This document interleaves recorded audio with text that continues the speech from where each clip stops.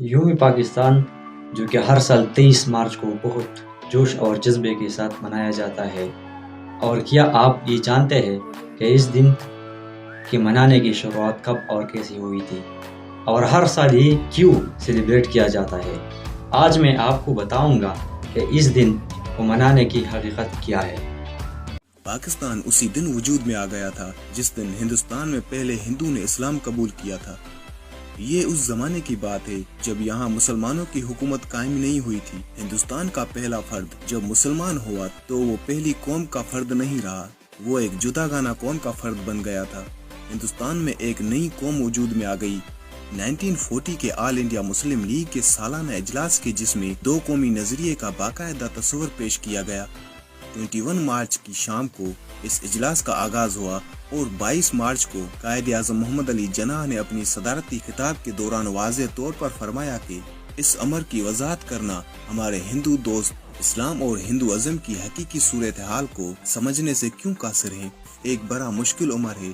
میرے خیال میں یہ دونوں کسی خطے اعتبار سے اور لغوی اعتبار سے مذہب نہیں ہیں، لیکن در حقیقت یہ سماجی اور معاشرتی صحابت ہیں، اور یہ محض کہ ہندو اور مسلمان کوئی ایک قومیت بنائیں گے تو یہ غلط فہمی ہے۔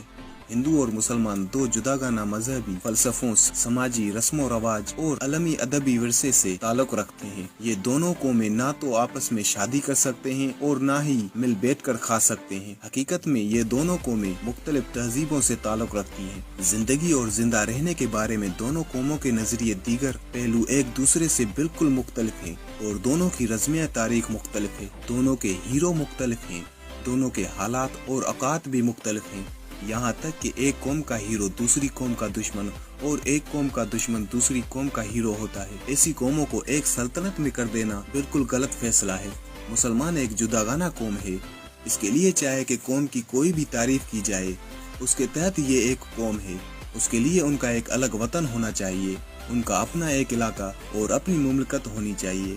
23 مارچ کو یادگار قرارداد لاہور پیش کی گئی، جسے قرارداد پاکستان بھی کہا جاتا ہے۔ شیر بنگال ابو القاسم نے یہ قرارداد پیش کی۔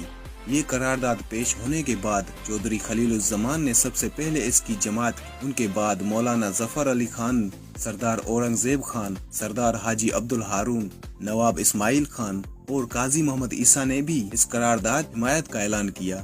اس قرارداد کے بعد قیام پاکستان کے لیے مسلمانوں کی جدوجہد کو واضح شکل دے دی گئی، اور مسلمانوں کی جدوجہد آزادی میں تیزی آتی گئی، اور آخرکار 14 اگست 1947 کو برِ صغیر میں ایک آزاد اسلامی مملکت پاکستان کا قیام عمل میں آیا۔ 23 مارچ کا دن ہم سب کے لیے ایک خوشی کا دن ہوتا ہے۔ پاکستان کے دارالحکومت اسلام آباد میں 23 مارچ سے متعلق اہم تقریبات کا اہتمام کیا جاتا ہے، جس میں پاکستان کے صدر، وزیر اعظم، وزیر اعلیٰ، عہدیدار مہمان خصوصی ہوتے ہیں۔ اس کے علاوہ پاکستان کی آرمی، پاکستان نیوی اور پاکستان ایئر فورس کی طرف سے پریڈی کا اہتمام بھی کیا جاتا ہے، جسے ہزاروں اور لاکھوں لوگ دیکھنے کے لیے پرجوش نظر آتے ہیں۔ ہمارا ملک ایک عظیم ملک ہے، اور یہی عظیم ملک ہماری پہچان، ہمارا اساس، ہماری محبت، عزت اور ہمارا سب کچھ ہے۔ اس لیے اس ملک کی قدرتی نعمتوں اور دوسری بے شمار خوبیوں کو مد نظر رکھ کر صرف اور صرف پاکستان کی ترقی کے لیے سوچیں۔ اسی لیے اس دن کو ہر سال 23 مارچ کو ہی منایا جاتا ہے، اور یہ تھی اصل حقیقت 23 مارچ کو یوم پاکستان منانے کی۔